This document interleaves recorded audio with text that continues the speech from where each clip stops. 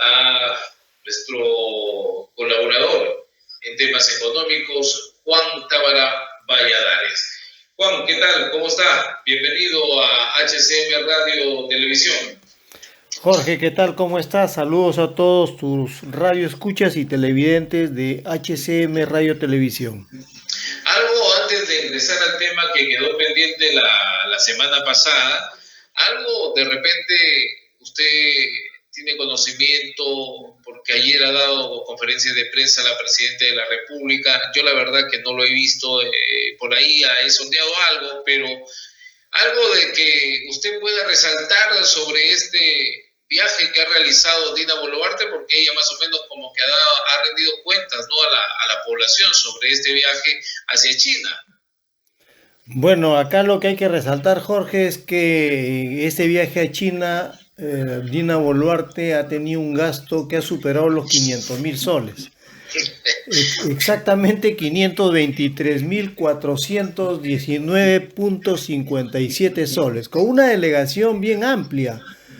Habían más o menos algo de 5 ministros cuyo presupuesto se acercaba a los 200.000 soles, una delegación agregada de 4 personas que llegaba a los 120.000 soles, y la delegación de Dina Boluarte, que eran más o menos 15 personas, superaba los 204.000 soles. Con todo esto, hay que evaluar el contexto en el cual Dina Boluarte viaja o viajó a China para una reunión con el líder chino.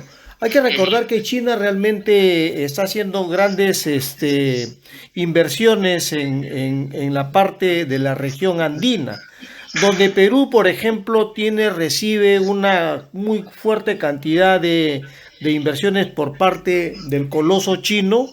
Estamos hablando de 17.525 millones de dólares de inversión china en Perú. La cantidad mayor de proyectos, que son más o menos 140 proyectos, lo tiene Bolivia. Pero Perú tiene, digamos, el mayor componente en cuanto se refiere a cantidad monetaria, ¿no? Y esto, bueno, en realidad es muy importante, pero el tema es, vamos a ver qué es lo que realmente consigue Boluarte, porque hay que evaluar también el contexto internacional en el que Boluarte ha viajado. Hay que recordar que estamos en un conflicto entre Rusia y Ucrania que todavía no termina, y una serie de problemas que afectan a la economía global, y que hasta qué punto será factible obtener resultados satisfactorios con esa visita a China de Boluarte. Yo creo que ha sido un gasto en realidad enorme que debió ser, digamos, una mirada, digamos, más sencilla, un gasto menor. No había necesidad de llevar tanta gente para hacer planteamientos concretos que potencien a Perú como país en el que está ligado Perú con China. Hay que recordar que en el Tratado de Libre Comercio que tenemos con China, hay que revisarlo para de repente por ahí hacer unas actualizaciones, ¿no? Los tratados de libre comercio casi no nos han favorecido, han sido prácticamente tratados bilaterales en lugar de tratados de un solo lado en lugar de bilaterales, ¿no? Ahora Juan, tengo entendido que, no sé si el ministro de Comercio Exterior no ha viajado en esta delegación, ¿no? La verdad no tengo conocimiento, Jorge, pero lo que sí tengo conocimiento es que habían viajado 5 ministros. No he revisado exactamente quiénes han ido puntualmente, pero lo que sí revisé fue el gasto realmente, ¿no? Son más o menos algo 17 personas que estaban involucradas en esto. Un grupo realmente muy fuerte, un contingente de personas que han sido, o sea, en realidad más o menos 15, 20, 24 personas realmente, un fuerte contingente, ¿no?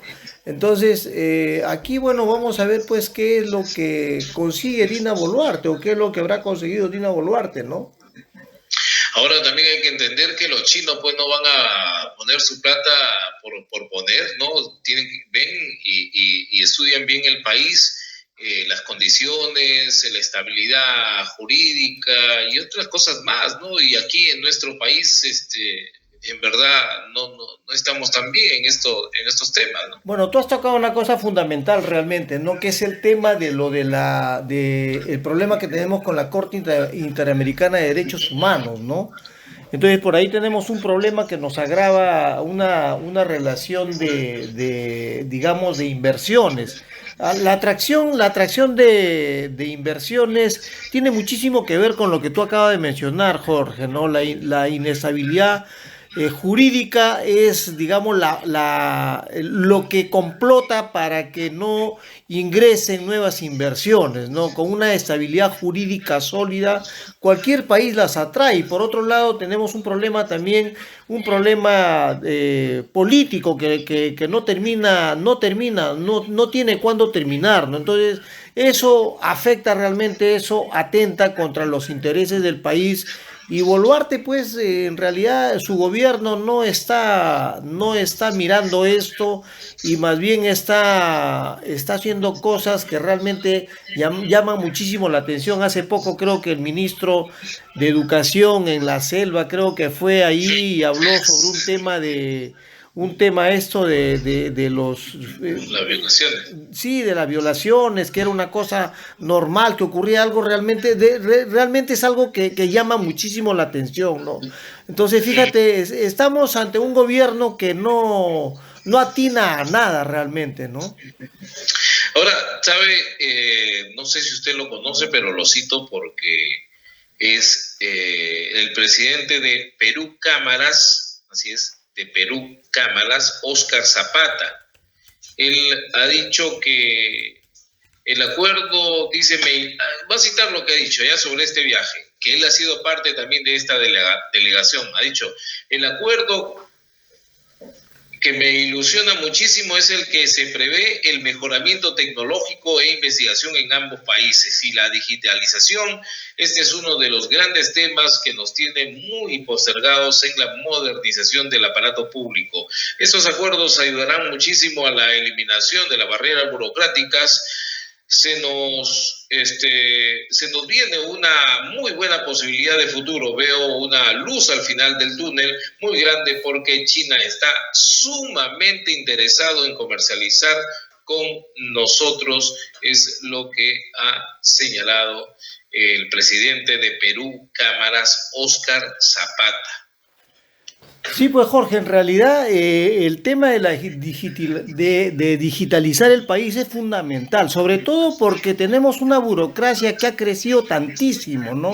Entonces tú para que llegues al Estado a contratar con el Estado, realmente da miedo, porque si tú contratas con el Estado, los famosos, estos contratos TDR que se han creado, casi siempre llevan a que haya por ahí una complicidad entre los funcionarios y ahí arranca pues el problema de la corrupción, ¿no?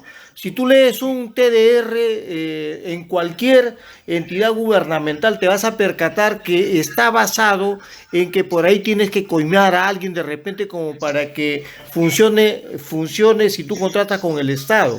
Entonces, el tema de digitalizar el país es fundamental, Jorge, y esto yo creo que es crucial para avanzar.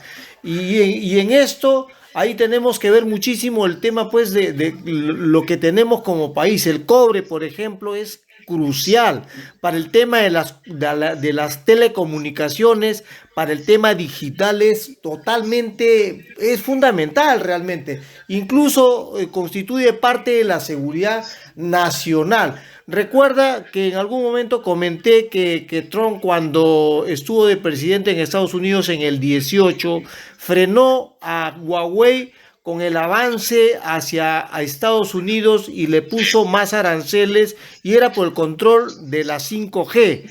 Entonces, fíjate, cuando el mundo domine, o sea, quien domine la parte de la comunicación, la telecomunicación, es donde, quién es el que tiene mayor información más rápida y más fluida, es lo que va a hacer que el país avance. Y un país digitalizado totalmente va a hacer que se reduzca pues todo ese aparato burocrático que se ha creado para afectar al ciudadano, ¿no? Tenemos un Estado al que lo han potenciado para afectar realmente, debería cambiar. Por eso es que siempre he planteado durante muchas veces que hemos conversado en este espacio y en otros espacios, Jorge, he comentado que se necesita hacer una reforma integral del Estado, reestructurar el Estado por completo, para Sí, poder pues. en este caso llegar a un efecto de digitalización eficiente que contribuya al desarrollo sostenible del país, no solamente a crecimiento, sino al desarrollo sostenible del país.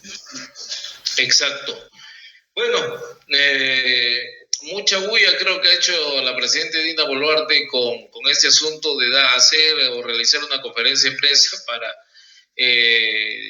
dar a conocer sobre su viaje, qué es lo que ha conseguido, no su viaje desde China, pero bueno, ella más bien ha señalado y ha reiterado en esta conferencia de prensa que se va a quedar hasta el 2026. Así que bueno, Juan, mi estimado, a ver, la vez pasada estábamos conversando acerca de las empresas. Acá antes tuvimos Centromín, correcto, era una empresa del Estado que ya ha desaparecido, pero en otros países todavía se conserva, hasta también se conservan sus empresas, así como nosotros tenemos Petroperú, en otros países también, pero a diferencia que aquí se le golpeó, se le hizo de todo a Petroperú, ¿no?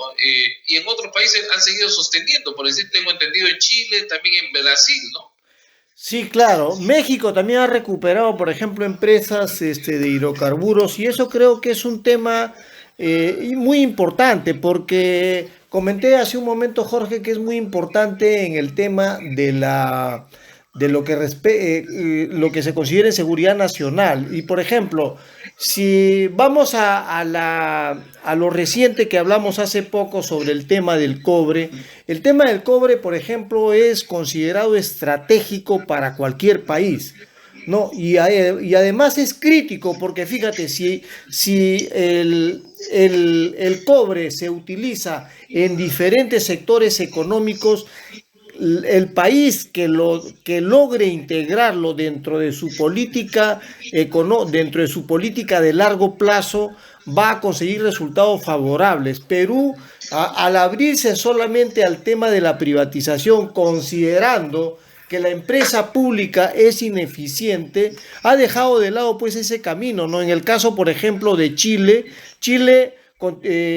por una cuestión incluso ya constitucional, creo que fue en 1971 que con arreglo de la Constitución, una modificación de la Constitución, le dio la posibilidad a Codelco para que se nacionalizara el cobre, ¿no? Entonces se nacionaliza el cobre y en el caso de Chile, por ejemplo, Codelco está considerada como una de las empresas estratégicas en el país, está considerada como la quinta parte de la economía chilena y es una empresa estatal, ¿no? Entonces, fíjate la importancia, lo trascendental de este sector económico que es crucial, es fundamental para diferentes sectores económicos. Lo he tratado en uno de los programas anteriores, creo, cuando hablamos de las características intrínsecas que tiene el cobre como potenciador económico, ¿no? Y si, lamentablemente, pues en Perú no se tiene en cuenta eso. Se cree que la actividad privada es la que va a dar solución a esto, pero lamentablemente no ocurre, pues no ocurre en Perú y eso hace que el país se torne en un deterioro total del empleo, el subempleo ha crecido, el tema de la informalidad avanza, la ilegalidad ha continuado en el tema minero, por ejemplo, el tema ilegal avanza, pero ha avanzado y ha crecido. ¿Por qué? Porque, por ejemplo, si revisamos los precios que tiene el oro o que ha tenido el oro a nivel internacional, el oro ha llegado desde $525 la onza que costaba más o menos en los 2005, 2008, por ahí, ha llegado a subir más o menos hasta $1,900. Ahora creo que está en algo de 1,400 y pico dólares, ¿no? Pero fíjate ese contexto en el que crece este componente minero, crece para que la gente diga, oye, pero si yo no tengo dinero, no tengo plata, no tengo trabajo, me meto yo mismo y empieza por ahí un tema que es ilegal realmente, ¿no? Y que afecta muchísimo al país. Entonces, si bien es cierto, la minería considerada informal, es más formal de lo que se supone porque tienen todos los permisos, pero por ahí hay muchos intereses creados que impiden que esta minería avance y quede constituida como una minería formal realmente, ¿no? Porque cuando se ha entrevistado a mucha gente que está metida en este sector del minero, dicen, pero nosotros tenemos todo, el problema está que hay demasiados intereses creados y no les permiten acceder a ellos, entonces aquí se genera un efecto perverso realmente en la economía, ¿no? Porque no crece el empleo, no crece la economía como tal, debiéramos enfocarnos en políticas de largo plazo, pero lamentablemente todos los gobernantes entran y ven el tema desde un punto de vista coyuntural, o sea, 4 o 5 años gobernando y listo, o sea, lo ven como problema de coyuntura del momento, cuando el problema es de estructura. El problema es estructural, o sea, no es problema que ya, ahorita entro y vamos a ver qué pasa. Entonces, no, hay que proyectarnos a 50, 200 años adelante para ver qué hacemos con el país y para que quien entre luego siga esas políticas públicas establecidas como camino que marque la pauta y que marquen el derrotero del avance para desarrollar como país. Bueno, es una prueba de que las empresas estatales sí rinden y sí van viento en popa, siempre y cuando se pongan a las personas indicadas, a la gente adecuada, ¿no? Porque Chile sí, Brasil sí y otros países sí. Pero Juan, a ver, dentro de la región, ¿qué países tienen? No sé si conoces, disculpa que no es un examen que te estoy tomando, pero ¿qué países tienen empresas estatales mineras? Por decir, tiene Chile, también lo tiene, ¿cómo se llama? Bolivia. Bolivia también tiene, ¿no? Bolivia está atravesando por un tema crítico ahora, por el tema de problema de falta de dólares, ¿no? Pero Bolivia sí tiene una política clara en cuanto se refiere al tema de los hidrocarburos, ¿no? Lo tiene Bolivia, bueno, Venezuela tú sabes que también lo tiene México, que ha mejorado muchísimo, ha logrado avanzar muchísimo para recuperar todo lo que ellos tuvieron hace muchos años atrás. Colombia me parece también que tiene empresas públicas, ¿no? Y esto en realidad Perú lo ven como Un algo, elefante blanco, como una carga. sí, como una carga en realidad, ¿no? Cuando no lo ven en el contexto de que la empresa estatal, si, por eso es que repito, Jorge, necesita una reestructuración, una reforma integral del Estado. ¿Para qué? Para que, por ejemplo, la refinería de Talara, que se desarrolló en la época de Ollanta Humala. Esa refinería comparada, por ejemplo, con un país del Oriente, costaba algo de 2.000 millones de dólares. Esa refinería ha llegado a costar algo de 6.000 millones de dólares. Entonces, ahí estamos hablando del tema de reforma del Estado, ¿no? O sea, ¿por qué vas a llevar a que crezca ese gasto cuando en otro país cuesta, digamos, una cuarta parte de lo que se ha gastado en Perú, ¿no? Entonces, por eso es fundamental la reforma del Estado. Hay que hacer una reforma integral del Estado y hay que darle el valor que le corresponde. O sea, también le han quitado, ¿te acuerdas que comentábamos cuando hablamos de Petroperú? Le han quitado todo su proceso de integración que tenía. Recuerda que Petroperú tenía grifos, ¿no? Entonces llegaba directamente al consumidor nacional. Entonces le han quitado todo ese proceso y lo han dejado solamente con el proceso de refinar. Entonces, si le quitan el proceso de exploración, de extracción, ya le están quitando prácticamente capacidad de beneficio, porque ahí es donde nace la parte del beneficio en una compañía. O sea, es como que si tú, por ejemplo, ves a un mercado retail, Tú ves a un mercado retail, a un negocio que tiene los supermercados. Los supermercados, ellos, por la capacidad económica financiera que tienen, porque la mayoría de ellos están manejados por bancos, por el sistema financiero de ellos mismos, ¿no? Entonces, ellos han logrado un proceso de integración hacia atrás. Es decir, ¿qué significa el proceso de integración hacia atrás? Que han comprado toda la parte de la producción, toda la cosecha, en algunos casos ellos mismos ya están involucrados en el sembrío, para luego ellos ir directamente a través de este mercado retail, este sector retail, a vender directamente y entonces fijar los precios que ellos establezcan, ¿no? Entonces, fíjate cómo ahí en todo ese proceso, que si lo tuviera Petroperú, por ejemplo, como una empresa estatal de bandera realmente peruana, que apuntaría hacia el beneficio del país y no solamente a reducir costos cuando nosotros vayamos a una gasolinera a poner combustible, sino a incrementar los ingresos de esta empresa estatal. En el caso, por ejemplo, de Codelco, fíjate, yo tengo un informe de hace muchos años atrás. Esta compañía le generaba al Estado 900 millones de dólares. Más o menos eran el 43.27% del Producto Bruto Interno de Chile del año 2010. Fíjate entonces cómo es que una empresa puede estar en otro país generando una cantidad enorme de dividendos y en Perú no.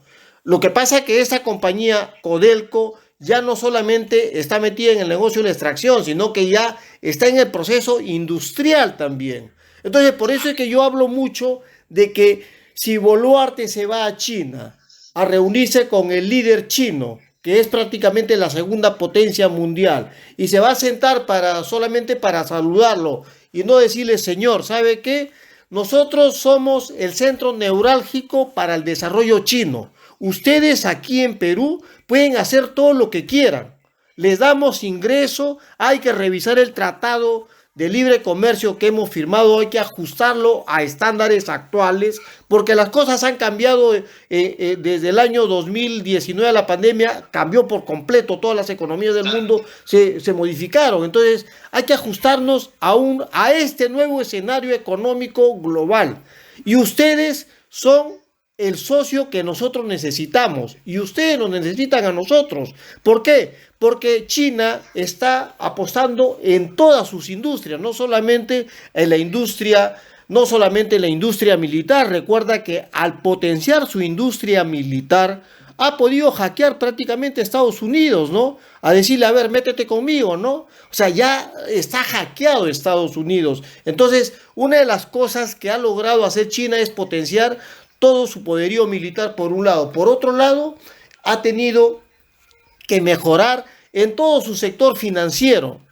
China ha salido a conquistar el mundo a través del sector financiero para potenciar. Por ejemplo, acabo de mencionar el nivel de inversiones que tiene China, que son enormes realmente, ¿no? 46 mil millones de dólares en la región andina, solamente en la región andina, Jorge. 17.525 millones de dólares en Perú. Imagínate si eso Boluarte le dijera, señores, aquí pueden poner todas las industrias que quieran ustedes. Pueden poner ustedes aquí las petroquímicas que nosotros la tenemos pero no la hemos desarrollado. Pero ¿sabe qué? Tienen que reconvertir al país. Necesitamos una reconversión productiva, una reconversión industrial. Necesitamos que ustedes, eso que ya avanzaron, porque hay que recordar que China, tú tocaste un tema muy importante, el tema de la digitalización. China está arriba, ha superado, Jorge, a casi todos los países en el mundo, les ha dicho, nosotros somos los líderes en esto. La inteligencia artificial prácticamente es la que en China se ha potenciado al punto de que puede salir a conseguir diferentes mercados y a conquistar diferentes mercados y hacerse los mercados internacionales. En el caso del sector transportes, domina prácticamente no solamente el sector de vehículos a combustión, domina el sector de vehículos eléctricos. Las compañías la compañía más grande en el mundo de electrificación es BYD, es una china. Y si revisamos las 20 marcas que existen en el mundo en el tema de la industria automotriz, 10 son chinas, Jorge. Entonces, si Boluarte solamente se va para que lo aplaudan y haga, o luego cuando regrese, haga una conferencia de prensa para decir, mire, me he reunido, ¿de qué te sirve haberse reunido si no hace planteamientos concretos para que Perú avance, para que no solamente crezca, sino para que desarrollo? Transferencia tecnológica es lo que le debe exigir el gobierno de Boluarte o los otros gobiernos que sucedan a Boluarte, transferencia tecnológica a todos los concesionarios, de que si bien es cierto, nuestros minerales están en el subsuelo y en el subsuelo no sirve para nada, bueno, hay que darle valor agregado, pues hay que pedirles, exigirles transferencia tecnológica que no se exige, no existe, y mientras no se exija eso, tenemos el atraso que tenemos, pues Jorge, no tenemos educación, no tenemos un ministro de educación que cuando se va a la selva habla cosas, sí, tonterías y medias. Entonces fíjate en qué estamos, ¿no? Estamos mal realmente como país, ¿no? Estamos hasta el sí. Juan, para terminar, a ver, la comisión, no sé si conoce algo de esto y qué tal le parece a usted lo que se ha aprobado en la comisión permanente del Congreso. Esto ya se ha aprobado en segunda votación, el dictamen que establece una tasa especial del 8% del impuesto general de las ventas para las peluquerías. 8%, o sea, está variando el 18%. Claro, o sea, el IGB. Claro, no, o sea, no 18, sino 8% para las peluquerías. Ah, solamente para ese sector, 8%. Para ese sector. ¿Usted cree está bien? Y si está bien, ¿se debería ampliar a más rubros?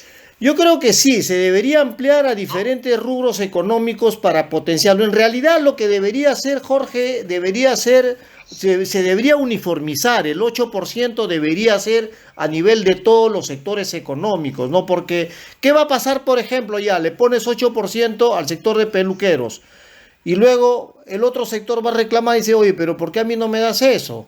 Y vas a tener un problema, vas a generar un problema. Se hizo hace muchos años atrás un tema escalonado de impuestos que luego se dejó de lado. Hace muchos años atrás, recuerdo, se hizo esta propuesta y se llevó a cabo, pero no funcionó, ¿no? Entonces, lo han ido subiendo el IGB. Recuerda que el IGB en algún momento estuvo en 16%. Luego lo subieron a 17, 18, hasta 19%, luego lo bajaron, ¿no? Y nos pusieron también un impuesto a las transacciones financieras que ahí se ha quedado, ¿no? Que es el 0,05%, ¿no? O sea, menos de 1%. Entonces, fíjate, se ha quedado eso, pero yo creo que lo que se tiene que hacer es un replanteamiento del código tributario, porque aquí lo que se está haciendo de repente es un tema de populismo por un lado, ¿no? Porque vas a favorecer a un sector, pero ¿y los demás sectores qué? Los demás sectores, ¿qué? ¿Se va a quedar ahí a la espera de qué? Entonces, yo creo que parte de un populismo que hay que trabajar. En lugar de ese populismo hay que trabajar el tema de la reforma integral del Estado, que tiene que ver con la reforma del sistema tributario. Hay que hablar de este sistema de reforma tributaria que no se habla. Que está diciendo que debería de bajarlo, entiendo, pero generalizarse en un porcentaje. ¿Cuánto sería para usted lo ideal? Bueno, pero lo que pasa que, Jorge, eso tendríamos que revisarlo en función a los ingresos del Estado. O sea, recuerda que el país vive solamente de ingresos, ¿no? Entonces, si tú ahorita te bajas del 18 al 8%, cuando no has logrado primero un proceso de formalización completa, ¿de qué sirve? No sirve de nada, pues, porque lo primero que tienes que hacer es buscar que todas las personas que están dentro de ese proceso informal en el que tenemos abogados, arquitectos, médicos, psicólogos, todo tipo de profesionales están dentro de un esquema informal. ¿Por qué? Porque la gente dice, yo, ¿para qué voy a pagar? Yo te hago mi recibo por honorarios y listo, ya pago 10% al Estado. Creo que habría que pensar en una reforma integral del sistema tributario, pero incorporando a todo ese esquema de 80% de la población que está fuera del sistema formal. Entonces, si tú tienes al 80% metido dentro del sistema formal para que tribute, entonces ahí tú puedes hablar y decir, vamos a hacer un ajuste ahora para ir bajando de repente escalonadamente los impuestos. En lugar de 18, vamos a bajarlo a 16. Vamos a bajarlo luego el siguiente año a 15, a 14, hasta llegar a un proceso escalonado, porque si tú bajas de frente todo, te tumban los ingresos del Estado, pues. No puedes bajarlo, de manera, automática, no puedes atentar contra eso. Entonces, tienes que trabajar escalonadamente y primero, como repito, buscar integrar a ese 80%. Una vez integrado ese 80%, le dices, te voy a dar tasas preferenciales. A ver, vas a ingresar a este esquema de tasa preferencial. Te voy a dar a ti por cumplimiento de objetivos. Empieza acá, te voy a premiar. Si tú pagabas 18%, te voy a dar un premio y te voy a descontar un 5, 6%. Por decir, se me ocurre, ¿no? Yo en este momento no soy el ministro de Economía, no tengo yo información del Ministerio de Economía como para decir, oye, a ver, ¿en cuánto bajamos? No, eso tiene que ser un proceso, parte de un trabajo técnico, Jorge. Así por decir no se puede mirar, hay que mirar las cifras, hay que ver hasta qué punto se puede bajar, es posible. Si tú ves, por ejemplo, Estados Unidos, el IVA en Estados Unidos es 7%. Pero ahí no se escapa nadie, Jorge, ahí no se escapa nadie. ¿Y qué es lo que ha pasado, por ejemplo, en Estados Unidos? En Estados Unidos de arranque te cobran el impuesto a la renta, que está encima del 30, 32,5% más o menos, es el impuesto a la renta. Entonces ahí paga más el que tiene. Entonces acá lo que hay que hacer es eso, y eso es lo que no quieren. O sea, ajustan al bodeguero, ajustan al artesano, ajustan al pequeño industrial que a las justas ha contratado a 2 personas que le paga a las justas ni siquiera el sueldo completo. Entonces a ellos los ajustan, los golpean, cuando realmente el fuerte está en el sector de la gran empresa. Pues a los grandes, a ellos hay que ajustarlos y hay que decirle, mira, ¿sabes qué? Te voy a reducir el impuesto general a las ventas, pero tu impuesto a la renta va a subir un poco más. Ahora, el impuesto a la renta en Perú creo que está en algo de 30%, ¿no? Hay que revisar eso, hay que ver cómo se puede mejorar. Hay especialistas que pueden llevar a plantear un nuevo escenario sobre este tema y canalizar los recursos para que el país crezca. Alguien puede decir, y para cerrar, alguien puede decir, sí, pero tanta plata quieren que ingresen, pero si los diferentes ministerios no van ni siquiera al 30%, no llegan otros al 40%, igual también las municipalidades de su presupuesto, porque eso después nuevamente, ese dinero que no se gasta, ¿dónde va? Regresa nuevamente, ¿no? A lo que es el Ministerio de Economía. Tú te refieres al gasto del dinero que se envía a las regiones o a las municipalidades, todo eso. Y a los ministerios, el presupuesto que se le da a cada ministerio, a cada región. O sea, ¿por qué? Porque del impuesto general a las ventas del IGB y otros impuestos, como que se hace, digamos así, una chanchita, ¿no? Se recolecta todo ese dinero y de ahí ya se reparte para los diferentes ministerios, ¿no? Lo que viene a ser los presupuestos, ¿no? Claro. Pero presupuesto no hay un buen avance, creo que por aquí lo tengo. Claro, por eso te digo, nuevamente recalco, reforma del Estado. Si se reforma el Estado, vamos a saber exactamente, por ejemplo, qué proyectos son funcionales. Si comparamos, por ejemplo, asumamos que tú, Jorge, eres el alcalde de La Libertad, en La Libertad, de tu pueblo, La Libertad. El gobernador.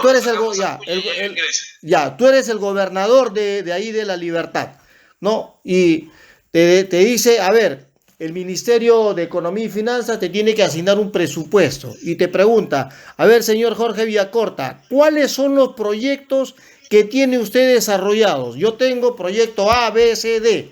A ver, vamos a evaluarlos. Estos proyecto A que tiene usted, lo vamos a comparar con el proyecto de este mismo proyecto comparado con el proyecto B, ¿cuál es más rentable socialmente? Ojo, rentable socialmente. ¿Qué significa eso? Que le dé más rentabilidad a la sociedad en general, que tú estás administrando como gobernador, ¿no es cierto? Entonces, si el Ministerio de Economía y Finanzas solamente suelta el dinero porque tiene que entregarlo porque así lo establece, así está establecido, ¿no es cierto? Pero si no se hace una evaluación concreta de cada proyecto, ¿qué es lo que pasa luego con ese dinero que se recibe? Ese dinero se gasta pues hasta en hacer bustos del alcalde, del gobernador, de toda la gente, de todos los chupamedias que hay ahí, ¿no es cierto? Entonces se gasta mal. Y ahora todo el mundo dice, no, pero ha gastado 30%. Oye, mejor que no gaste, que no se gaste el 70%. ¿Por qué? Porque todo va a ir a sobrecosto. ¿Qué Porque pasa? acá tengo, mira, la información, dice, solo se ha gastado el 33.6% de la inversión pública. Ya. O sea, Pero imagínate, fíjate, yo recuerdo que en una época, en un momento determinado, estuve en Cieneguía, hace unos 2, 3 años atrás, cuestioné un proyecto del alcalde en Cieneguía, estaban haciendo una remodelación de una, ¿cómo se llama esto? De una losa deportiva. Esa losa deportiva, el metro cuadrado, la municipalidad estaba cobrando solamente por remodelar $2.500. El metro cuadrado, Jorge. Cuando le consulté a varios especialistas que estaban metidos en el tema, le dije, ¿cuánto cuesta remover esta tierra aquí para remodelar esta losa deportiva? Señor Tábara, en el peor de los casos, $150. Fíjate la diferencia, 2.500 contra $150. Ponle $200. Estamos hablando de $2.300 de incremento de precio. Ahí te das cuenta, por ejemplo, qué ha pasado con el alcalde actual de Lima. El alcalde actual de Lima compra motos a 36.000 soles, casi 37.000, cuando en la tienda cuestan 23.000. La diferencia, ¿cuánto? O 26.000 soles. ¿Cuánto es la diferencia? Ahora, si eso se importaba directamente de país a país, diciendo, si ahora mira que el Congreso te hace una ley de un día para otro, ¿por qué no pedirle al Congreso, señores, ¿sabe qué? Voy a importar 5.000 motos para combatir la delincuencia en el Perú. Necesito que me apoyen con un proyecto de ley para que permitan ese ingreso de esas motos sin impuestos, libre de impuestos. ¿Cuánto se hubiera ahorrado en esa importación? Mucha gente dice, no, pero eso se tuvo que hacer rápido. Bueno, pero tenemos que, López Aliaga tiene casi año y medio en la municipalidad, ¿y por qué no lo hizo desde el inicio? Fíjate, tantas cosas que si eso lo vamos sumando a todos los proyectos que hay a nivel nacional, ya te puedes imaginar la brutalidad de sobrecosto que existe, Jorge. Entonces es mejor que no se haya gastado ese 70% o ese 64% que tú mencionas, que se ha gastado 36% solamente. Es mejor que no se haya gastado el 64%. ¿Por qué? Porque si se gastaba todo ese 64%, se hubiera sido un gasto mal, pues, Jorge. Se hubiera incrementado todo. Claro, tiene razón. O sea, de lo que se viene es un gasto, ¿no? Lógico. Es un gasto, no es una inversión, porque de lo que vienen gastando, lo vienen gastando y mal todavía. Lo gastan mal. Entonces, ¿de qué sirve? ¿De qué sirve disculpa la expresión, que se tire todo ese presupuesto? Porque que se consuman todo ese presupuesto. ¿Para qué? Si lo van a hacer mal, lo van a sacar a sobrecosto. Ahí revisa, ahí está, por ejemplo, la municipalidad de Piura también, que tuvo el mismo problema. Creo que también ha tenido el mismo problema la municipalidad de Ate. Y si eso vamos sumando, vas a encontrar, Jorge, que en todo el país ocurre lo mismo. Ocurre lo mismo. Entonces, ¿de qué sirve darle dinero si no se compara primero los presupuestos? Señores, hay que comparar. ¿Por qué tenemos que comparar? Porque, señora, a usted le está costando esta moto 36.000 soles cuando el concesionario se lo vende a 26 a cualquier ciudadano. Pero si usted lo compra por cantidad, tiene que tener un descuento. La cantidad de motos que se le va a comprar, una rebaja, pues, ¿no? Necesariamente tiene que tener un descuento, vas a negociar. ¿Por qué? Porque cada concesionario, cada marca tiene tiene un área que se llama área de flotas, para venta de flotas. Entonces, ya no estás hablando con la persona que te atiende directamente para comprarte, para que te venda a ti tu carrito, tu motito. No, estás hablando con el área ya que es empresarial, el área de flotas, en donde ahí ven que cada compañía compre 20, 30, 50, 100, 200 X motos, ¿no? Estamos hablando ya de cantidades y tiene un precio totalmente diferente, ¿no? Entonces, esto es lo que realmente no debe pasar, Jorge, y recalco, reestructuración del Estado es fundamental. Exacto. Juan, qué importante sus aportes y la información que usted nos brinda. Muy amable, muchísimas gracias y hasta el próximo martes. Gracias, Jorge, por invitarme. Con mucho gusto. La próxima semana estoy contigo. Muy amable. Estuvo con nosotros Juan Tábara Valladares, economista, ya lo han escuchado ustedes. Y bueno, a tener en cuenta cada información que nos ha brindado para así hacernos de una opinión ya con la información objetiva que ha brindado Juan Tábara